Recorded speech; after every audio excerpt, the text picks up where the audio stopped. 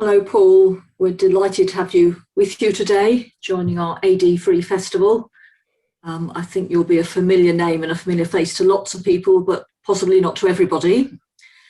So I just want to add to Joe's introduction by saying that you're the founder of compassion-focused therapy, which integrates insights from cognitive therapy, attachment theory, evolutionary science, and Buddhism. And it's relevant to individuals, which is probably most of us, who need to develop a more compassionate attitude towards ourselves, but it's also relevant to the way whole societies operate.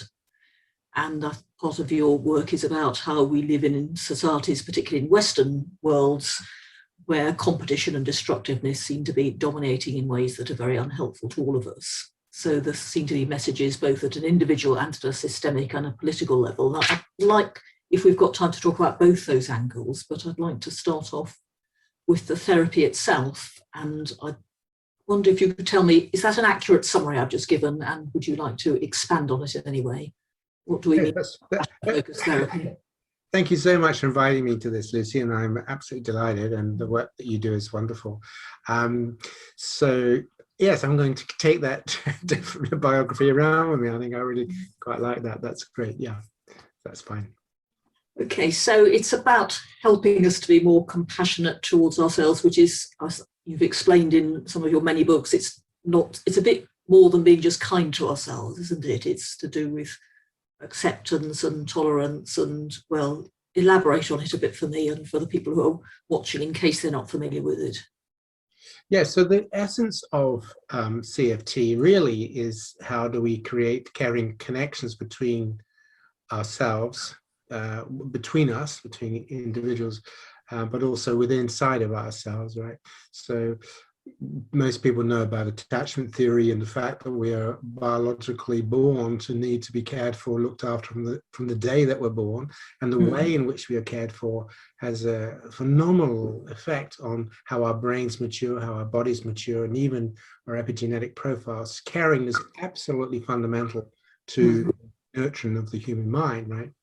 But as you pointed out, since the advent of agriculture, we've created societies which have moved us away from certain types of caring connections in communities, because in hunter-gatherer societies, children really spend a lot of their time out and about, running around and being looked after by everybody. They didn't have these very close, overly intensive relationships with single parents.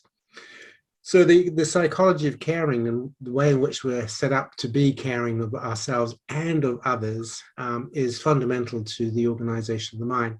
So that's a little bit of the background, and we can talk a little bit about the physiology of caring and how the evolution of caring affected the autonomic nervous system, changed processes in the brain, all that. But in terms of the therapy, the way that we came across the therapy was that, you're quite right, I did training in Jungian and cognitive therapy. My PhD was on cognitive processes in the 70s. And so we're doing cognitive therapy with chronic depressed people. That was my area, it was my research area. And the thing about it was that they could often generate alternative thoughts to ones that were hostile to themselves, or put themselves down. So they'd have thoughts like, I shouldn't have been born, or I'm inferior, or I'm worthless, or whatever. And then in cognitive therapy, what you do is you help people stand back and say, well, would you say that to a friend? And how would you think about this if you weren't so depressed? And what would be a more helpful way of thinking? Now, a lot of our clients could do that, but it didn't actually change the way they felt. So they'd say things like, yeah, I can see that I'm not inferior in the way that I feel that I am, but even just looking at the evidence doesn't really help me.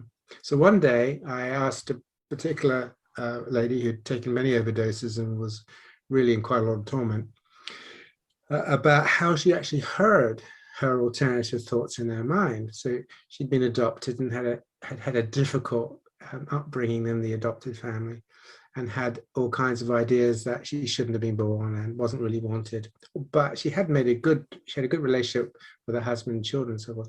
So she could look at that you feel you shouldn't have been born, you feel you're not lovable, but look at the evidence, right? And she said, yes, I know that.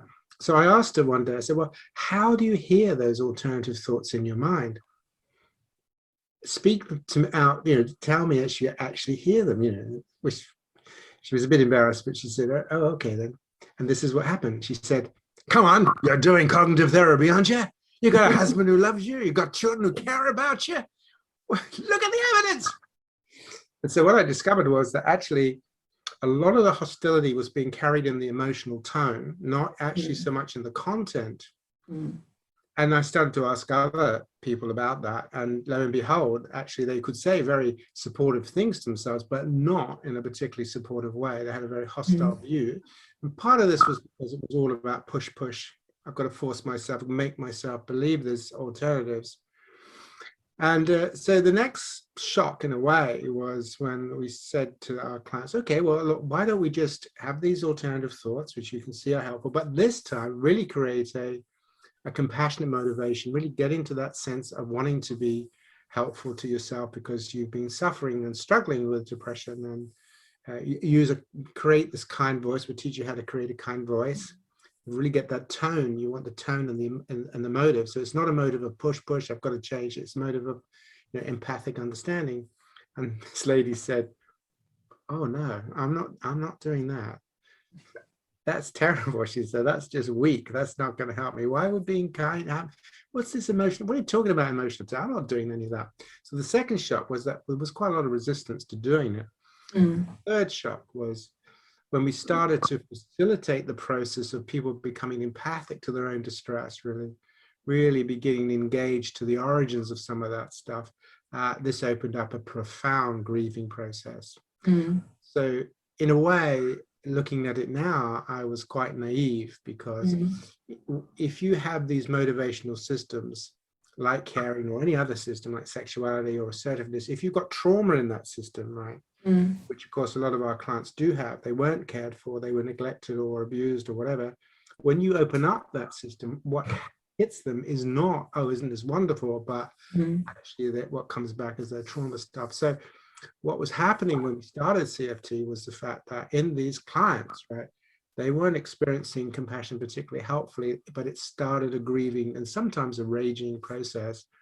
And we were a little bit caught out by that. But now we understand that. And now we realize that in order to help people get these caring systems going, because that's going to regulate your autonomic nervous system, you have to detoxify the system. You have to work with the trauma in the caring system. So that's how it all began, really, noticing that the clients were hostile to themselves. That was carried in the emotional tone. When you try to change the emotional tone, they had resistance. When you worked through the resistance, you found that there was an enormous amount of unprocessed grief and shame in the caring system. So CFT was really developed to detoxify the caring system and facilitate a process of using a caring motivational system for self-regulation. I mean, that makes a lot of sense to me as a therapist, but also as a human being. And, and I think there are those limitations to cognitive therapy. We can't think our way out of things usually. Our feelings are usually much stronger. And obviously, as it might seem that we need to be kind to ourselves and life would be nicer if we're kind to ourselves, it's something that's very hard for people to do. There is resistance. And I think that often is because it brings up the pain, doesn't it? Yeah. So one of the things I'm interested in is the way that compassion-focused therapy and trauma therapy have developed. And I'm not quite sure whether it's alongside each other or fed into each other or how that's happened, because trauma-informed approaches are something we're very interested in AD4E. It seems to me they offer a lot, and there's obviously a lot of compatibilities, aren't there? Sure. I mean, I think it's a great point you make, because we call it compassion-focused therapy, not compassion therapy, which means that a lot of the interventions that have been designed in other therapies, like working with trauma, like working with people with so-called borderline difficulties, the orientation of the intervention is first through the compassion system, right?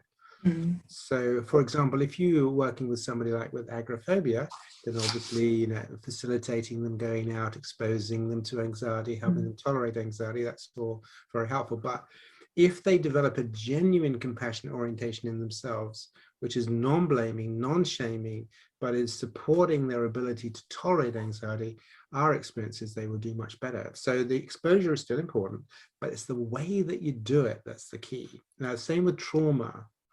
Okay. So a lot of trauma is based on exposure processes and so forth, but we suggest that if you reactivate attachment-like processes, which were designed to regulate threat, we know that the vagal nerve regulates the amygdala and so on and so on. If you can get people to, or support people in being able to generate this compassionate orientation when they're working with trauma, that grounds them and supports them. Things like rescripting or whatever exposures, you may still do that, chair work, you may still do that, but it's always motivation, motivation, motivation is key to us. So yes, I mean, Deborah Lee in particular, as you probably know, took the CFT into the working with trauma, but those two things have always been very close, because, you know, when you start to do compassion, you get a lot of trauma stuck in the caring system, people who haven't been cared about, you know. So would you say compassion focused therapy is an adjunct to therapy, a therapy in itself, or either or both, depending on the circumstances? Yeah, now this is a brilliant question, because look, you know, we got 400 tribes of therapy, you know, all of this stuff, loads of different groups, and they keep splitting because there's no agreed science of mind. That's the problem. And it's got a lot of understanding now that if we don't understand how the brain is evolved, what is its basic needs, and so on and so on, then we can just make up things as we go. So we wouldn't see it as a separate school of therapy. What we suggest is that therapies need to really understand that there are 4 basic processes of mind. There are motivations, okay, which orientate you, and those motivations come with a whole range of physiological systems. So, you know, the threat system has the amygdala, sexual system is associated with, you know, hormones, with the caring system associated with oxytocin, the vagal nerve. So these motivational systems are biologically designed with these physiological systems.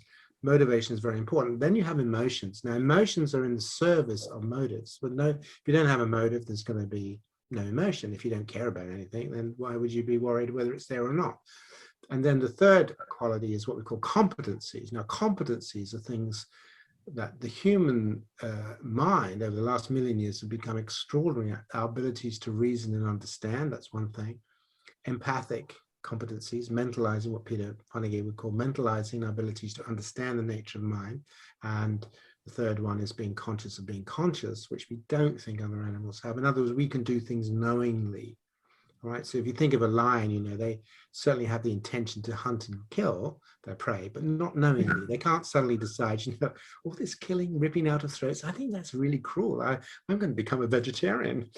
They can't do that. As far as we know, they can't. I don't know how we would know that, to be honest, or not know it. We don't know that. But being able to be aware of what one's mind is up to and doing all of the mindfulness stuff is absolutely fundamental and important. So, and then you have the behavioral systems, right? So what therapies really, in our view, what we need to do to come together is, what are the best therapies for working with motivational states and switching motivational states out of narcissism into caring? What are the best therapies for working with emotion regulation, emotion tolerance, blah, blah, blah, blah? What are the best therapies for helping with mindfulness? What are the best therapies for helping with mentalization? What are the best therapies for helping with reasoning? And take the best from all, but underneath it is this motivation. I'm going to learn to reason, learn to mentalize, learn to be mindful, learn to tolerate my emotions, because this is a compassionate orientation to my mind, right? So it's really about recognizing that, you know, therapies need to stop being tribal and start seeing what is the best thing in the domain of the functioning system that you're working with. I mean, that makes a lot of sense. So in a way, it's a kind of set of principles, yeah, sort of, you know, across modalities, across therapeutic modalities, and can very much so support and make more effective all modalities. And yes, very much so. Yeah, I mean, I've always thought, and like the overarching principle as being, in a sense, the relationship. But I mean, that's compatible with what you're saying, I think. Very much so, yes. Yes, because the therapists themselves needs to take a compassionate approach to their client. That's right. Hearing thing, isn't it? And when you break compassion down, you can then see it is evolved from caring. Then you can look at, say, Bowlby and Mary Ain's work on attachment. And of course, what they did was to identify two main, well, three, proximity seeking is one, but the importance of a secure base, which is the process where the child is protected and cared for and guided and supported. So they literally learn in a nursery, just like plants in a way. You put them in the greenhouse, they learn in that. And then safe haven, which is the way in which the relationship also provides a soothing and containing process for experiencing emotion. Now, compassion has to have that, it has to have those qualities. When you're being compassionate to yourself, we don't think it's just about being kind. We think it is recreating for yourself this ability to be self-encouraging, self-supporting, self-validating, self-mentalizing, but also the ability to be self-soothing, self-grounding. So that's how we would see it. Really. Yes, I mean, some people would call that reparenting, or soothing your inner child, or whatever. Yeah, Absolutely. I mean, that makes an awful lot of sense, and I very much agree that we need to stop splitting therapies into 400 plus different ones, each of which claims to be unique and better than all the others. Yes. And it makes sense there are core principles. It particularly makes sense there are core principles if you're arguing they're rooted in our evolutionary tendency to react and deal with threats in certain ways. Yes. And I think one of the things you've emphasized is that if you take, partly an evolutionary perspective, it helps people to feel less shamed and blamed. Very much so. It's not surprising you're reacting like this. This is how our species evolved. Yes. And I guess that immediately raises the question, as soon as you bring evolution or biology into the picture, people start saying, well, are you saying I'm not responsible? Are you saying I can't help it? How does that fit with your view about people's capacity for sort of agency, for changing, for rising beyond what our evolutionary tendencies might direct us towards? Yes, I think it's a wonderful question, because there's a lot of confusion about what is meant, but what does it mean to be responsible? What does that actually mean? Responsible for what, right? So when we talk about it, we say, look, if we're doing a group, we say, how many in this room chose to be a human? Elephants didn't choose to be elephants. Giraffes didn't choose to be a giraffe. No living thing, no tree, no nothing, no human being chose to be what they are. We've all been built, right? We've been built based on a blueprint for the species blueprint, and therefore we will have certain qualities built into us that we never chose. You will have 2 arms and 2 legs. You never chose to be male or female. You didn't choose your ethnicity. It's all been built for you, and that includes a lot of the stuff that goes on in your brain. You didn't choose to have a system that can respond to threat in a certain way, that can make you panic or rage or whatever, or make you depressed. You have these mechanisms in your brain that you didn't put there, but they are there. And so the question is then helping people understand that we're all programmed in a way to pursue a certain kind of life tasks, and we all have certain kinds of needs, and that's because of the way that we're built. And we also make the point that we use ourselves as examples. We say, look, if I had been kidnapped as a 3-day-old baby into a very violent drug gang, and I had a lot of violence on me, and that's the environment I grew up in, what would I be like today? And you invite your client to really think about that carefully, so they can realize that you would be quite a different version. And you say, yes, my brain would be different, my values would be different, I'd probably be quite an aggressive male, I could have done very unpleasant things, because that is what happens for people who grow up in those environments. So the question is that in order for us to take responsibility, we need to understand what we are taking responsibility for. Because if we try and take responsibility for things that were not our fault, not of our design, not of our choosing, that isn't going to help. So the question is then, we have a couple of faculties that allow us to understand what's going on in our minds. We can see this programming. We can see that we didn't choose it, right? No psychopath woke up when they were 7 years old and thought, you know what? I could be a surgeon, I could really help people and change the world, but no, that's boring, I'm going to be a psychopath. So a lot of what we are is never chosen. So taking responsibility is, how do you start to take responsibility? How do you begin to recognize your programming?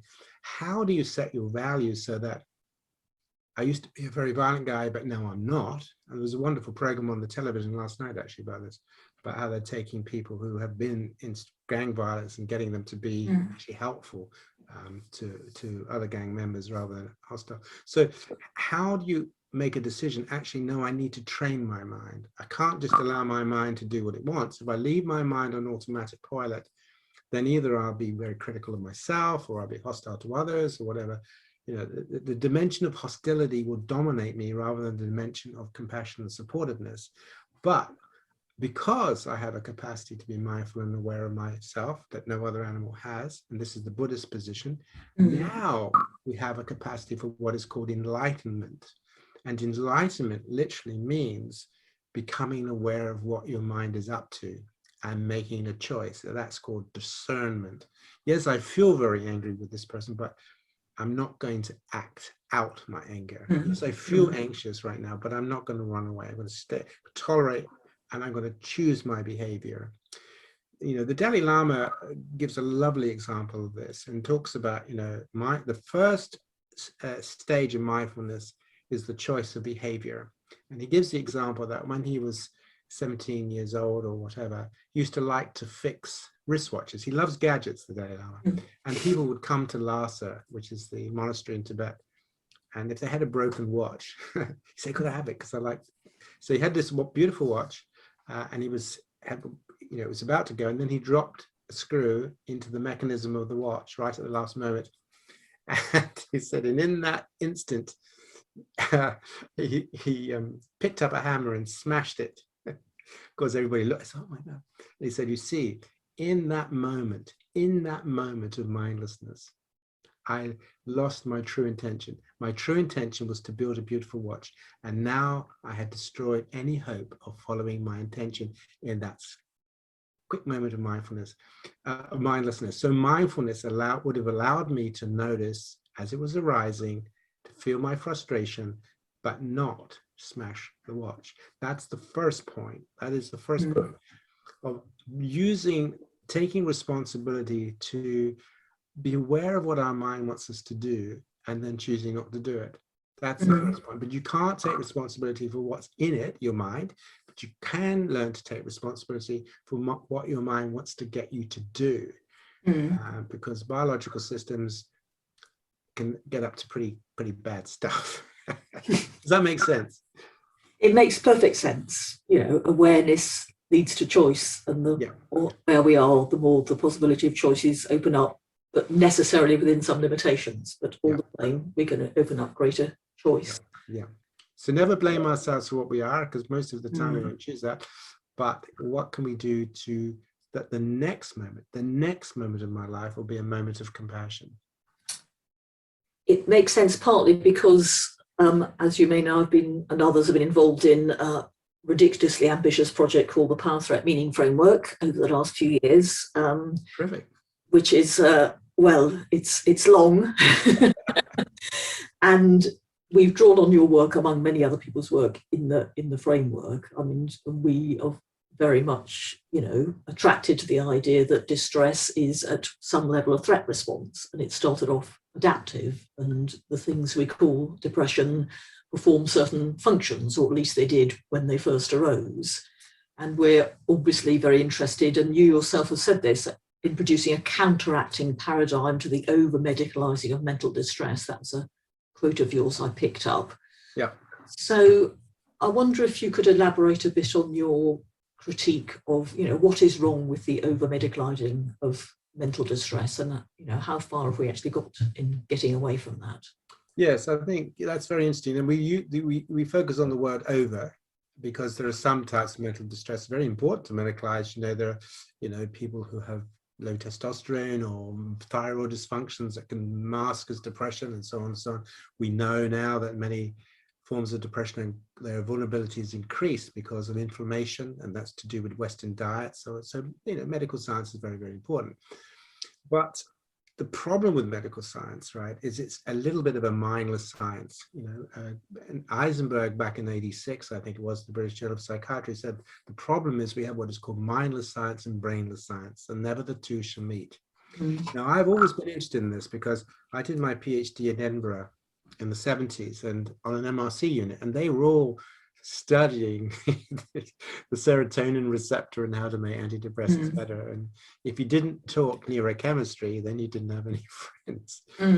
But this was also a time when Hans Seeley's work had shown massive changes in physiological systems to do with exhaustion. And then Martin Seligman came out with learned helplessness. And the point that I made it wasn't me personally, it was in the literature, was that actually you can get these massive changes in physiological state, which will make you feel pretty bad as a result of social and psychological processes. You know, the brain is not fixed, not a bit of concrete, it reacts.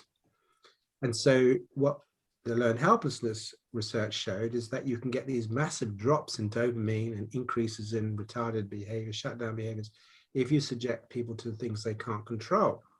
Now, it's very important that we understand that when people are in these very distressed states of mind, things are happening to them. You know, if you have sex, things happen in your brain. It's not surprising.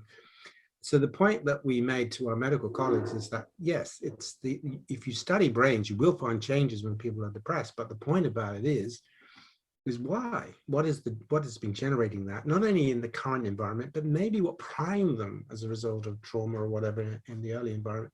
Because the solution to the problems is perhaps not just to give a drug that you change the receptors, but actually to give a way of changing these brain states through psychological and social means. And my first book was actually in AD4E called From Psychology to Brain State, because I'm basically a brain state theorist. I'm very interested in the processes that change people's brain states and experience. So the over-medicalizing is because they then turn any sort of change in brain states into a disorder, not a natural reaction. Okay, yeah. So there's a big difference between seeing these drops in dopamine and so on and say it's a disorder, as opposed to no, it is the way the brain responds if you put them in that context. If you subject animals and humans to uncontrollable stress, right, that there's nothing they can do about it, this is what will happen inside of them. It's not a disorder, it is a reaction. And that reaction may well need a lot of help. You're not saying help them, and some people get benefit from drugs and some people don't. So that's not the question. The question is, it's not a primary disorder. And part of the problem, I think, with the medical position is this lack of ability to distinguish between evolved mechanisms that get turned on quite naturally in certain contexts and those that are where there is some sort of fundamental dysfunction in the system. So yeah, I mean, most of people's serious depressions are to do with a combination of past and current stress. Yeah, I mean, that it's very similar to what we said in the framework, which is enables and mediates our experience of distress, but, you know, at least in most cases, doesn't simplistically cause them, you know. That's right. The experiences we call depression are not, as far as any evidence at all tells us, the result of low serotonin or whatever the latest theory is. They are a response to circumstances. Yes. But the point is, the circumstances might give you low serotonin. That's the thing. But if you get low serotonin, that's not abnormal. The brain is supposed to give you low serotonin in that context. Well, that would be part of the adaptive response, wouldn't it? Right. In a sense, the opposite of a disorder. It's how the organism is meant to function. Yes. So. It's like, you know, if the temperature goes up, you sweat, and if it goes down, you shiver. Well, those are not maladaptive systems. No, you're not. No, you're not suffering from shivering disorder. No, correct. You're just very cold. Well, indeed, and the answer is to turn the heating up. Exactly.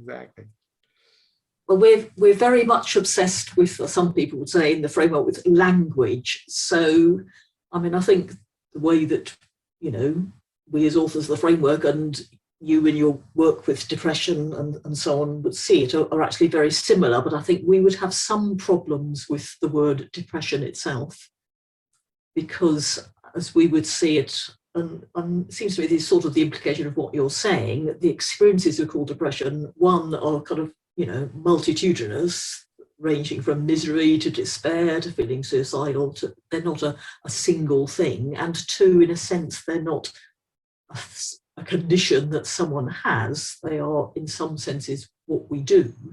There are ways of reacting to difficult circumstances. So do you think there are kind of pros and cons to using a term like depression, which can quite easily be turned back into something that does sound a bit like a disorder?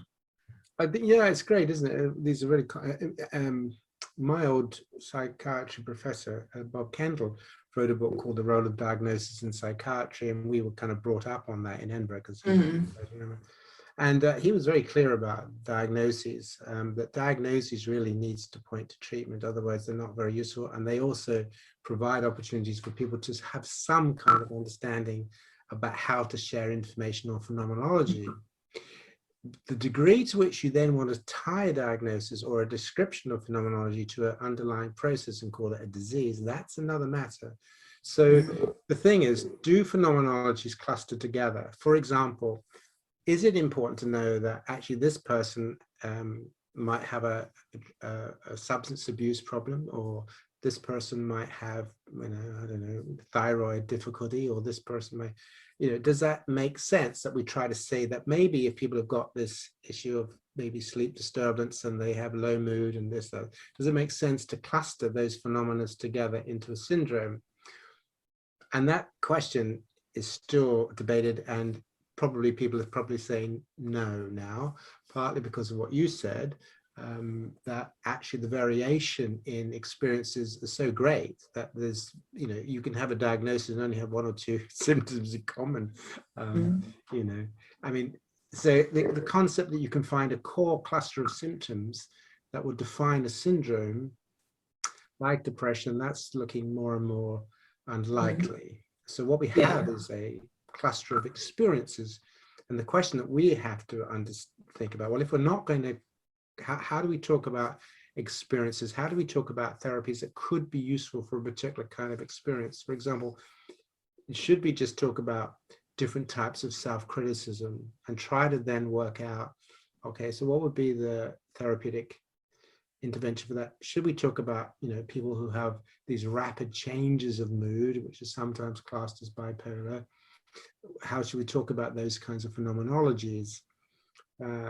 How should we talk about the phenomenologies of people who want to starve themselves to be super thin? How should we talk about that? Should we classify that? Should we label those, or should we talk about those in a different way? Because they're clearly different from other kinds of psychological difficulties that don't have this desire to be super thin. How should we talk about people who are obsessed with germs and have to wash their hands 100 times a day? So how should we talk about that if we don't label the phenomenology? So these are really phenomenally important questions to be addressing. I don't have any answers, by the way, but I agree entirely with you. But you can see a set of phenomena may go together without necessarily saying, therefore it's a disease process.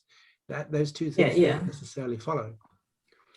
Well, I mean, that's the key, I think. Yeah, I mean, we need to cluster experiences in some ways, and the framework is very much about particular experiences may arise as common, sometimes culturally shaped responses to, threats or abuses of power. Yes. So, but so we're kind of struggling towards a very different way of clustering experiences, aren't we? Very much so. Very much so. Our view that the diagnostic language is not only inappropriate, as you're saying, and doesn't seem to be working, it actually gets in the way. It's actually an obstacle that actually keeps us stuck in ways of thinking that we need to drop. And it's particularly upsetting in a way, I think, to see it creeping into counselling and therapy, where of all disciplines, we ought to be thinking more about people's emotional reactions and less in terms of so-called disorders. That's right. Yeah, so that would be a perspective that you would share. Is that right? Oh, absolutely. Yes, Yeah, absolutely. yeah. I mean, this is not to deny that people can have quite serious physiological difficulties underpinning some of their depressions. I mean, missed physical illness in depression can be quite a problem, actually. Sure. So but then at some point you would stop calling that a so-called mental illness, wouldn't it? Be a physical illness. Exactly. A symptom of your thyroid problem or whatever. Exactly. And that's very, very important.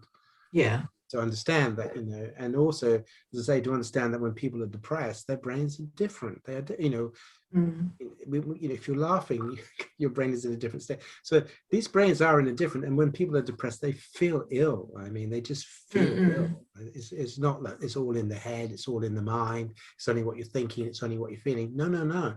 It's a whole body experience of being in the world. You feel terrible, you really do. And so it's clarifying that because we're saying these are reactions, we're not then saying, therefore the body doesn't matter. because that's how No, people pick it sure, up. but nor are we saying that that particular experience of feeling ill is best understood as a medical illness. That's a confusion of language, isn't it? I mean, people can feel absolutely dreadful, of course. Absolutely, it's a And they can body reaction. It's a body yeah. Of course, your body's involved, but yeah, exactly. And body's so involved. how else would you respond if you didn't respond with your brain? How else would you respond? Yeah, well, yeah. We are brains and bodies as well. Yeah, brains and bodies.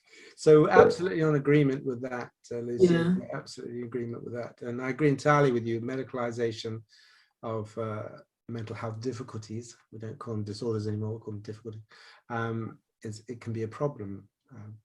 Okay. I'd like to spend a bit of time talking a bit about the wider implications of your work, and I've got some quotes here which I rather liked, so if you're not going to embarrass you, I'm going to read them out. These are things you've written or said. The next generation of therapists will need to do better at promoting social change. I agree with that. Psychotherapy should not be shy of indicating the degree to which economic relations, e.g. unregulated capitalism and competitiveness, political beliefs and the media, can create environments that are toxic to psychological and physical health. Neoliberal competitive nonsense, it is a disaster which creates terrible injustice. So, I mean, I agree with all that. I think most of our listeners and viewers will, but I suppose the question is, well, what do we do about it? And particularly as therapists, if therapists are to be more concerned with social justice and social change, how do we do that? Yes, now this is a message close to my heart because, there's been an awful lot of stuff recently. I'm sure you've seen it on hunter-gatherer societies, and the fact that hunter-gatherer societies, not all of them, because some of them are quite vicious, but are healthier in many ways, and also a lot happier.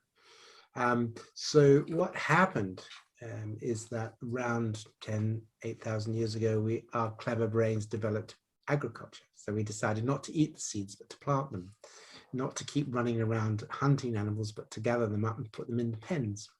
So agriculture developed. Now, when agriculture developed, this completely destroyed our immediate return hunter-gathering way of life, and groups increased, resources became storable and holdable, and that changed the game. And then what happened tragically, it reintroduced the old dominant hierarchies that you see in many primates, which is aggressive males get to the top and they regulate other people through fear.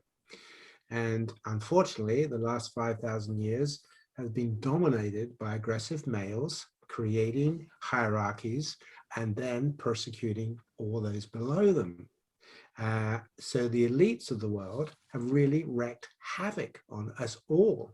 I mean, you think of somebody like Genghis Khan, for example, who had the most extraordinary terrorizing childhood, but he went on to kill 10% of the human race at that time of his existence. 10%, he slaughtered them, right? It was one of the most vicious. So we have spent the last thousands of years probably slaughtering all the farmers and the peacemakers and promoting all the narcissists and psychopaths. But so I don't think we've really come to terms with the magnitude of what we've got in front of us, that we're still being dominated. We're still creating social contexts where aggressive, narcissistic, rather horrible, if I can put it that way, males. I'm not blaming them for that because they didn't choose to be like that, but it's the way they're... Well, they partly did, I guess we're saying. They're not just the victims of their... Yeah, we would say they're unenlightened. It's, in the Buddhist tradition. But for whatever. And we really don't know how to address this. We don't have a mind that's really evolved for dealing with high resources and resource competition. Our mind is really evolved for low resources and sharing. So I think we've got a fundamental problem on our hands. That neoliberalism, capitalism, competitiveness is toxic to the human mind. Unless you're in the elites, I suppose, and it's not so bad. But if you think about the terrible ways in which we have treated each other, the slavery, the Holocaust, the gladiatorial games, and our interest in sadism and violence, even today on the Western television, it's just dominated by male on male aggression. We're seriously nuts, actually. We're seriously crazy. So I think the key is really to understand why we're in such a mess and then think about what we can do about it. Well, it's a big problem, and I'm not expecting you personally to have come up with a solution, but one of the things I noticed was that you were working with an organisation called Compassion in Politics, with the idea that I think one of the suggestions was, I mean, apart from having more reasonable hours for MPs to sit and all sorts of sensible things, the idea was that MPs themselves might undergo some compassion training, which at one level seemed to me a brilliant idea. At another level, it seemed to me, well, you haven't even got a customer, I wouldn't have thought. You think of some of our aggressive males and indeed aggressive females who are in charge of the country at the moment, and by your own kind of, from your own theoretical stance, that people would have huge resistance to actually looking clearly at the devastating effects of the policies that they're supporting. So, you know, in a way that didn't seem to me enough of a response, or, you know, and you're not putting this forward as a total solution, I'm sure, but you know, when I read about that, I did, and I noticed that nearly all the MPs supporting them, none of them were, one of them was a Tory, most of them weren't. So it's a kind of, well, what do we do about the Tories? What do we do about the, you know, the people who most need perhaps to be able to reflect on that and to be living their lives in a more compassionate way? Because those are almost by definition the people who are going to be most resistant to it, and at the same time most destructive, and have most to avoid in actually facing up to some of that. Yes, I think it's a brilliant point. The question is, do you go after people or do you go after brain strategies? Because these are basically strategies. So we call them control and hold strategies, that they make you very much focus in on what I can do, what I can achieve, what I can have for me and me alone, or me and my family, or my group, or whatever. And those old strategies that get stimulated by the environment. So you're wanting to create context where those strategies are not they're not going to help you. If you have the kinds of world that we have at the moment, the narcissism clearly has some benefits for you if you're interested in power. So we have to change that. Now, so how do we go about that? Well, actually, I'm quite hopeful in a number of ways. Firstly, in regard to politics, it's not just changing the individuals, it's changing the system. For example, the whipping system, where you're not allowed to have independent thought in Parliament, is a serious inhibition. Okay. Secondly, democracy is okay, but you know, the problem is if you look at a democracy that we've got, you know, hardly any of the MPs that we've got were selected by the majority of the populace. Mm-hmm. Most MPs, people have voted against them, and it's because we have these split parties, which is, so there's serious problems with the way which politics and the concepts of democracy is set up. And what we're actually needing is to have ways in which people can come together to make wise decisions, not decisions according to tribe. So that's a big issue. But there are MPs in the background who understand this stuff, right? They understand that actually modern day politics based on tribal violence, which is basically what it is not really the way that we're going to solve our problems. Mm-hmm. Really, it's not going to. So we need to find a different way in which we can govern ourselves. So mm-hmm. that's a key. And there are in the background things going on. Compassion in politics is also getting MPs to think about not to come to an agreement, not to pass policies that will knowingly harm those that are less able to defend themselves. So, for example, austerity measures would have been a no-no had we had those policies. They would never, you wouldn't have been allowed to pass those policies. I mean, as you probably know, the United Nations were deeply critical of Cameron. So the problem with a lot of these politicians is that they, for one reason or another, they're quite callous. They're not really tuning in to the consequences of these behaviors. So that the other thing that I think is very important is, to some extent, there's a movement now in the business world. I don't know whether you heard Mark Carney's talks on the Wreath Lectures, and he's got a book out on values, where businesses are beginning to understand, actually, we can't continue like this. We can't go on like this. Business also has a moral responsibility to be a contributor to humanity, not destructive of humanity. And what's been very inspiring to me is, you know, the idea that all businesses are, you know, all bad or whatever, is that there's quite a lot of young businessmen and women who are saying, no, I want to have a business, I want to be an entrepreneur, I want to be creative, but in a way that adds to humanity, that adds to human values, right? Doesn't. A very interesting point today with Joe Biden talking about the fact that we must reduce the IP on these drug companies. You know, they can't hold on to IPs so that we can't create vaccines in other parts of the world. So these are all indications that any one of them by themselves isn't going to do very much, but together, if we have, you know, businesses wanting to move towards compassion, we have politicians beginning to say, tribal politics probably has had its day, but how are we going to get out of it? We have politicians, I mean, I really like Joe, I think he's great, who are really trying as best they can to kind of shift things around a little bit. I think there's quite a lot of ground for hope, but probably not in my lifetime, but in the lifetime to come. And particularly if we can talk to people about the nature of compassion, it's not just about being kind, it's about being wise and courageous. That's the essence of compassion. Courageous wisdom of how to bring out the best in us, how to help us work as a cooperative society, nation, world, all of these things, because we are biologically orientated in certain contexts, to bring out the worst in us. And the last 5,000 years, unfortunately, is a testament to that. But so we need to, again, like humans need to say, look, we can be like this, but we need to choose to be different. We as a society say, well, we can be very tribal. We can vote against the opposition. We can vote against other groups. We can build walls against the Mexicans and all that. But we're not going to do that because that's not really good for us. That's not good for how we form cooperative and helpful relationships. You won't want to do it, but we're not going to do it. So. That seems like a good moment to wrap up on. Compassion wins the day in the end, we hope. And if it does, it'll be partly due to your work and your colleagues' work. And yours, and all the good things, because you're bringing a lot of people together, which is wonderful, Lucy, really, so that's terrific. Well, the other thing we need to do, of course, is to make links with like-minded people, isn't there? There needs to be a movement, and, you know, we're all part of people pushing in the same direction, so that, I hope, gives us some reason for optimism. Yeah, I mean, it's the compassion, motivation, the genuine desire to be helpful to oneself and others, recognizing that it is actually quite easy to be unhelpful. Thank you very much indeed for spending time with us today. My pleasure. Thank you so much.